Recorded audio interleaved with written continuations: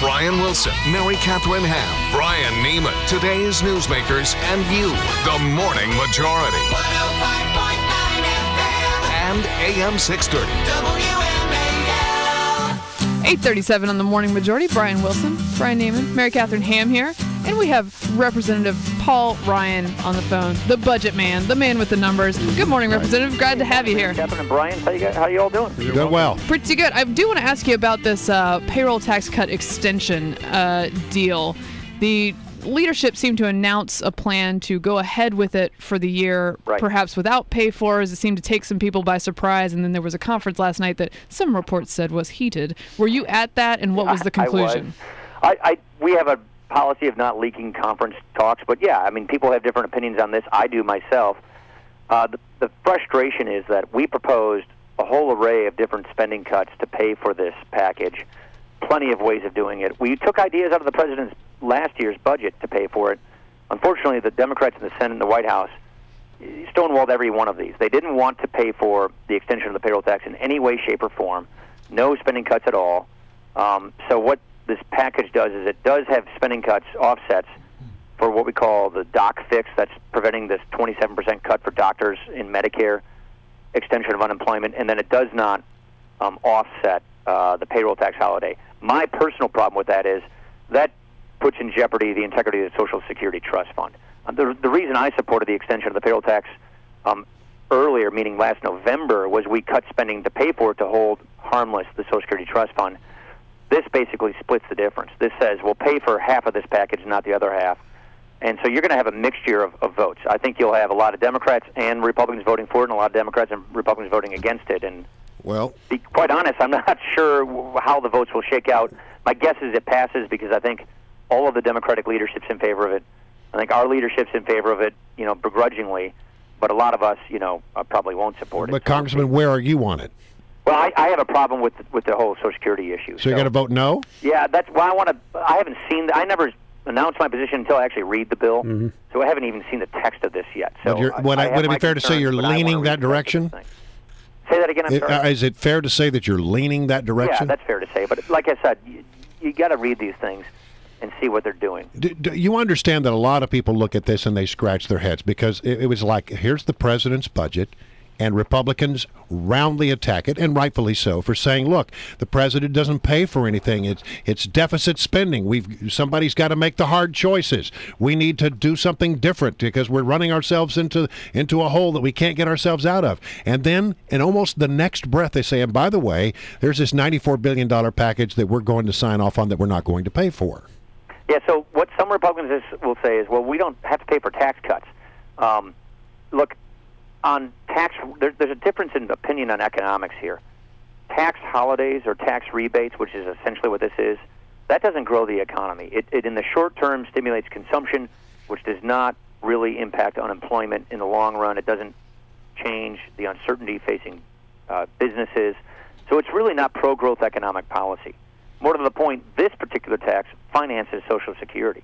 So we don't see this as pro-growth economics like the administration would like to position it as. But some Republicans do. And so there's a disagreement on that.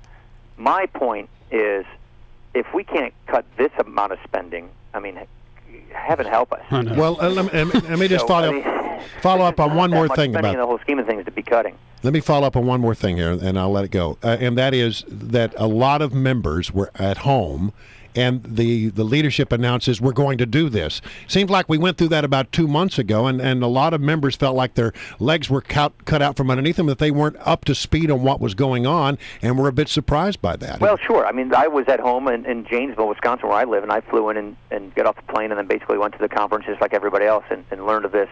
I knew it was brewing. I knew that the conference was the problem. Here's the problem, Brian. The Democrats run the Senate. The Democrats hold the White House. We have the House. So it's sort of 2 versus 1 in these negotiations. And we were running at a gridlock. And it was very clear that at the end of the month, you were going to have some real disruptions. Massive cuts to physicians, which would have literally, we were seeing doctors just leaving Medicare. Lots of doctors. That would have been a real catastrophe for Medicare. There are a lot of states that people come from that still have really high unemployment, so they're worried about that. And there's a fear that if you just crank up withholding in people's payroll right now, that kind of a shock is a bad shock to the economy. I personally don't think tax rebates work. When President Bush tried these things, they didn't work. When Obama tried it, didn't work. This sort of sugar high economics, this Keynesian economics, is a very poor substitute for getting the fundamentals right, which is get spending under control, keep tax rates low, get our debt under control so it's not a threat to our future economy. And unfortunately, this is just the ugly stuff you get when you have a recalcitrant Senate, when you have a White House that's just not leading, that's following, and when you have, when you're in the minority party, and we are in the minority party, and that's the frustration of all this. All right, the president put out his budget, $3.8 billion budget. Trillion, I'm sorry. Is it? Thank you, Mary Kathleen. Yeah. We don't say billion anymore. I know. Tough, I'm sorry. It's just all numbers and fantasy land to me anyway. Why? I mean, is he serious? No, that's what's so frustrating about this. Look, this is why I say just turn on the TV and look what's going on in Greece. That's a cautionary tale, because if you see the situation we have in front of us, and you're choosing to basically ignore this debt crisis, ignore the drivers of our debt, which is what the president's doing, then you're complicit with bringing us more toward a European Greek-like situation. It's a situation where governments around the world have been making empty promises to their fellow citizens. Our government's doing that to our citizens. The Europeans did it to their citizens. And the sooner you face up to that, the better off everybody's going to be. Unfortunately, when you strip out all the accounting tricks and the budget gimmicks from the president's budget, it doesn't reduce the deficit $4 trillion. It reduces it a measly $400 billion. It actually is a net increasing budget. His budget increases spending net $1.5 trillion. To put it in perspective, the budget we passed last year cut spending by $5.8 trillion. His increases spending by $1.5 trillion.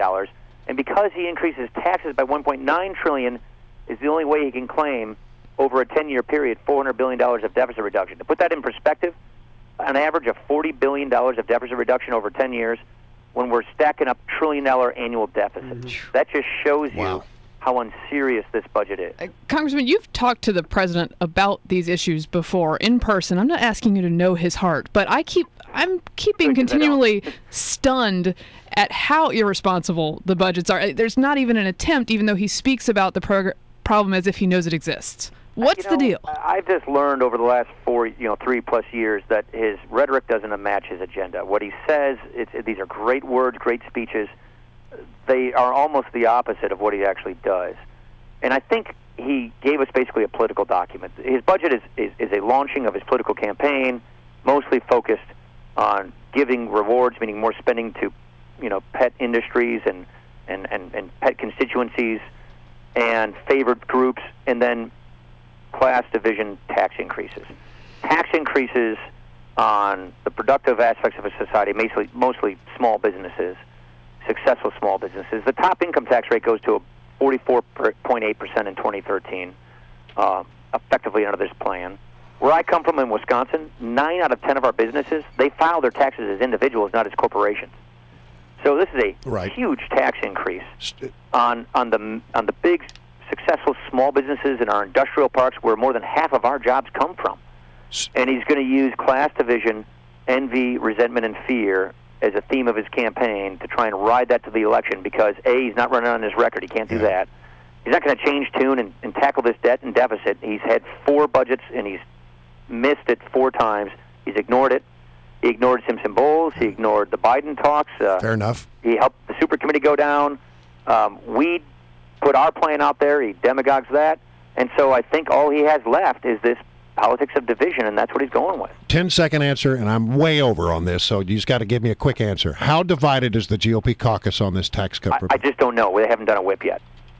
But it sounds like there's some... Yeah, I mean, there's some division in it, but I think the Democrats more or less will provide a lot of the votes, and I think a lot of Republicans will vote for it. So this is going to be a blended bipartisan vote. And I don't know. I'm not a whip guy, and they haven't even whipped this thing yet, so I just don't know. Congressman Ryan, it was a pleasure to have you on, as always. Thank you.